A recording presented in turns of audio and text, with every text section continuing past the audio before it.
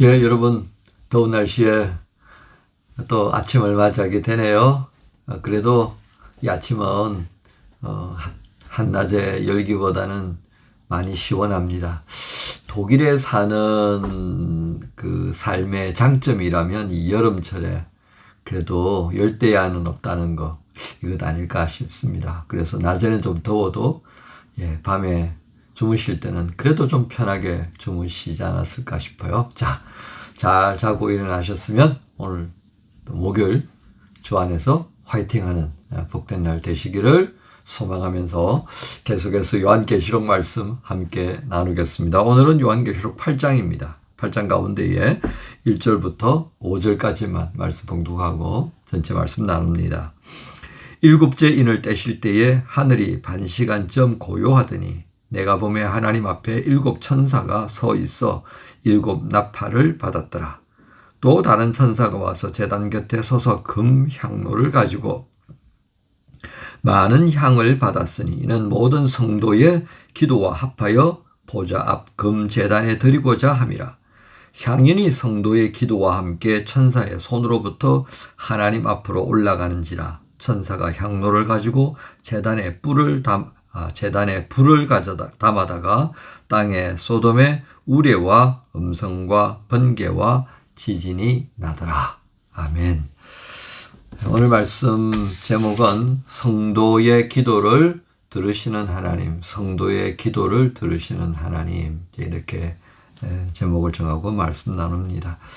이제 8장에 들어와서 드디어 일곱째 봉인이 열려집니다.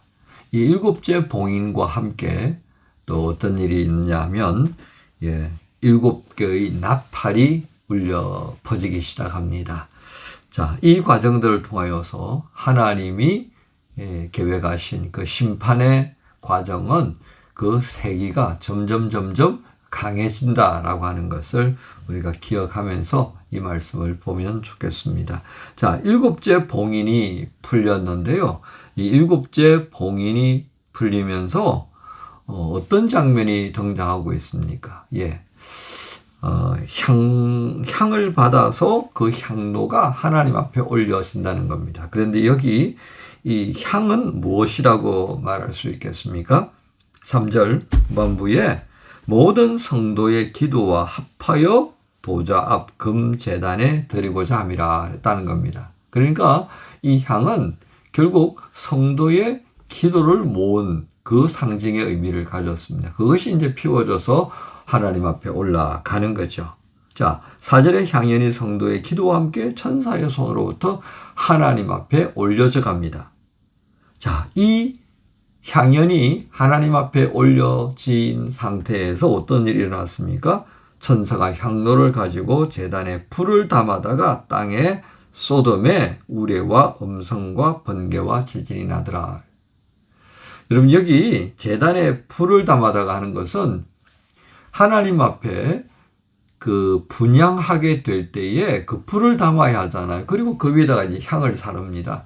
그 불은 반드시 번제단에 있는 그 숯을 가지고 와서 사용하도록 그렇게 되어 있습니다. 왜 그럴 것 같아요? 출애굽기에 이제 그 제단이 양식을 알려주셨잖아요. 그죠?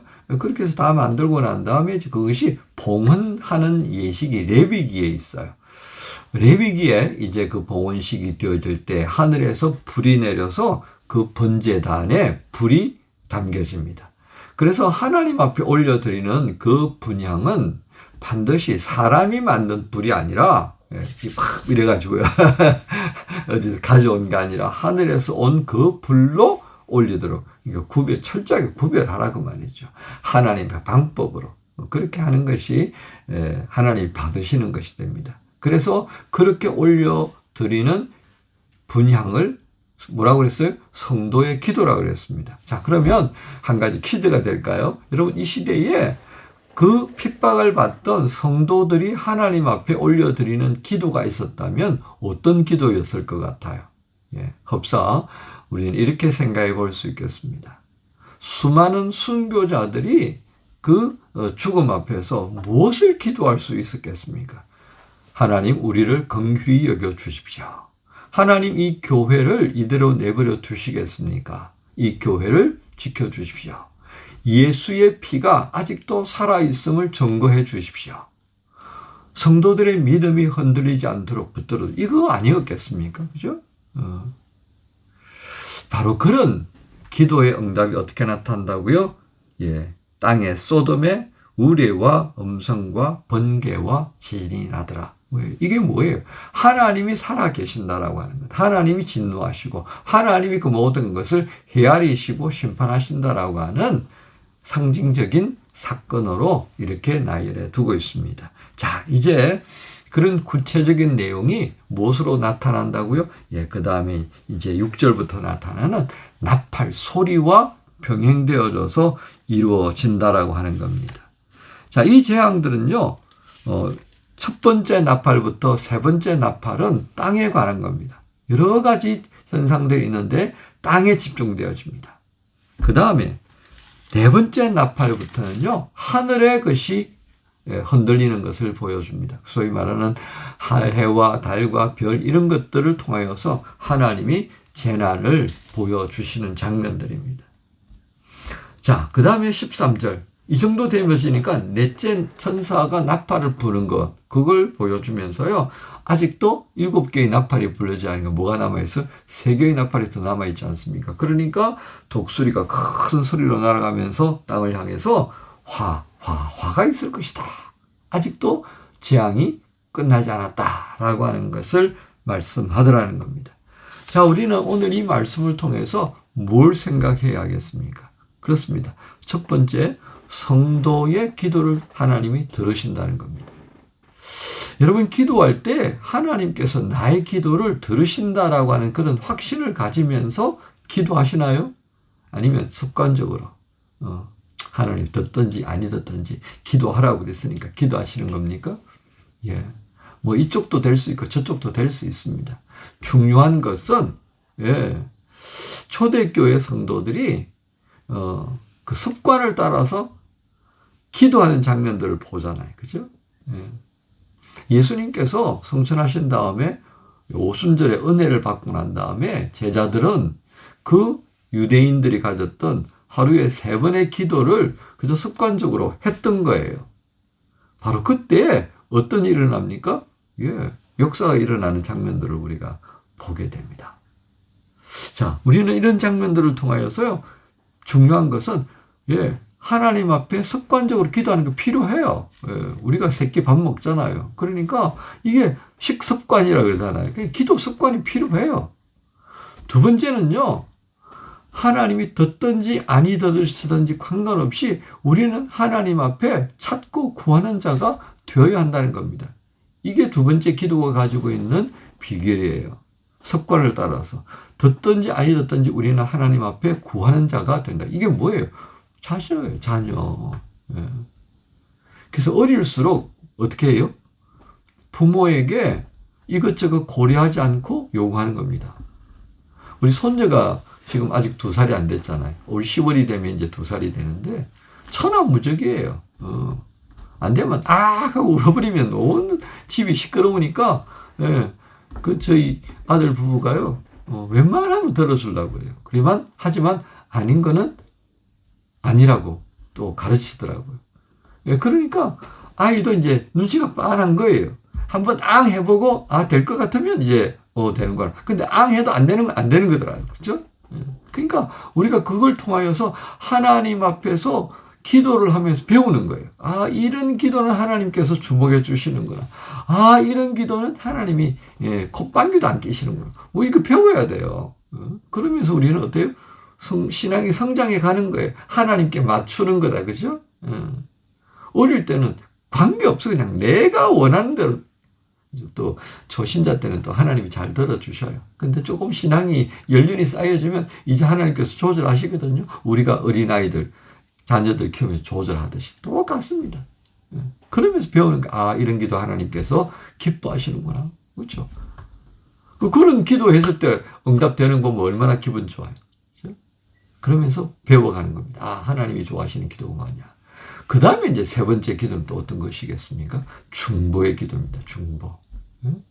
그러니까 첫 번째는 습관을 따라서 기도하는 거 필요하다 그랬죠? 두 번째는 듣든지 아니 듣든지 기도하는 겁니다. 근데 이때 기도는요, 자기 중심일 때가 많아요. 근데 점점 이제 성장하다 보면 어떤 기도로 바뀌어져요? 중보자의 기도로 바뀌어져 가는 겁니다.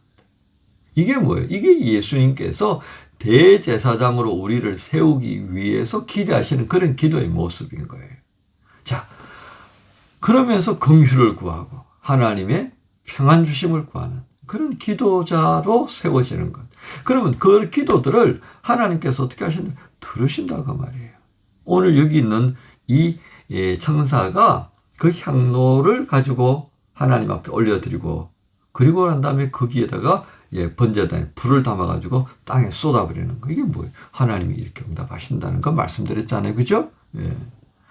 여러분, 우리가 신앙생활에서 분명히 기억하십시다. 하나님 우리의 기도를 들어주신다. 우리가 성장하게 하고 우리를 성숙시켜 가시면서 그렇게 기도의 사람으로 세워가신다는 것 하나 기억하십시다. 특별히 상황이 점점 어려워질 때일수록 기도의 습관 아주 중요하다는 것을 또 한 번 더 확인케 합니다.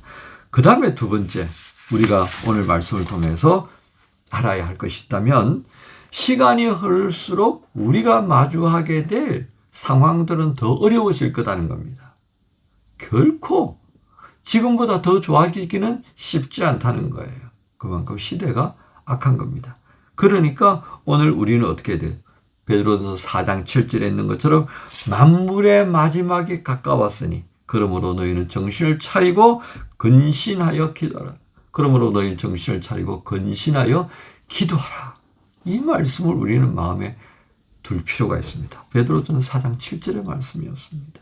그러니까 시간이 흐를수록 우리는 어때요? 더 믿음으로 살아갈 수 있도록 기도의 사람이 될 필요가 있다. 믿음과 기도가 같이 갑니다. 기도하지 않고 믿음을 지킨다? 택도 없는 소리. 말씀 의지하지 않고 믿음을 설 수 있다? 택도 없는 말씀이에요. 말씀과 기도가 우리의 믿음의 양식이 된다라고 하는 사실을 분명히 확인할 필요가 있습니다. 어떤 분이 이런 이야기 하셨어요. 꽃밭을 아름다운 꽃밭을 생각한다면 흙길을 걸어야 된다. 무슨 아스팔트에서 무슨 아름다운 꽃밭을 위해서는 반드시 흙길을 가고 흙을 만져야 돼요. 이건 무엇을 의미합니까? 수고 없이 우리가 기대하는 것을 얻을 수 있는 것은 없다. 그렇다고 가톨릭의 공로가 아니에요. 공로는 그거는 전혀 열외로 칩시다. 우리는 공로가 아니라 뭐예요? 하나님 주신 은혜를 따라서 수고하는 자입니다. 기도의 수고가 필요하고요. 하나님께서 받은 은혜들을 나누는 수고가 필요하고요. 그런 겁니다. 그래서 아름다운 이 꽃밭을 생각하면서 흙길을 걸어가는 그 수고의 사람, 그가 아름다운 꽃밭을 통해서 주는 기쁨을 누릴 수가 있는 것입니다. 사랑하는 지체 여러분, 오늘 목요일 아침입니다. 날씨가 많이 뜨겁습니다. 하지만 또 주일 이후부터는 조금씩 시원해질 것 같아요. 이런 날들이 있기 때문에 우리가 숨도 쉬고 또 기력을 회복하고 살지 않겠습니까? 하나님 그렇게 우리를 세워가십니다. 오늘 성도의 기도를 들어주신 하나님에게서 그렇게 우리의 기력을 회복해 주시는 손길을 생각하고 기뻐하고 즐거움으로 오늘 목요일을 감당하십시다. 여러분 모두를 우리 주님 예수님의 이름으로 축복합니다. 주님 감사합니다. 우리의 기도를 들어주시는 하나님, 힘들고 어려울 때지만 그러나 기도의 습관을 갖게 해주시고 듣든지 아니하든지 간에 하나님께 기도의 제목들을 올려드릴 수 있는 그런 기도의 과정들을 통해 성장하고 성숙하게 해주시고 마침내는 중보자의 자리에 설 수 있도록 도와주옵소서. 이를 통해서 상황이 아무리 어렵지라도 우리의 믿음이 살아 움직이는 믿음이 되게 하시는 줄로 믿습니다. 반드시 응답하시고 우리의 기도에 귀 기울여 주시는 그 하나님이 오늘도 우리와 함께 하심을 믿으면서 이 목요일 승리하게 하옵소서. 예수님의 이름으로 기도하옵나이다. 아멘.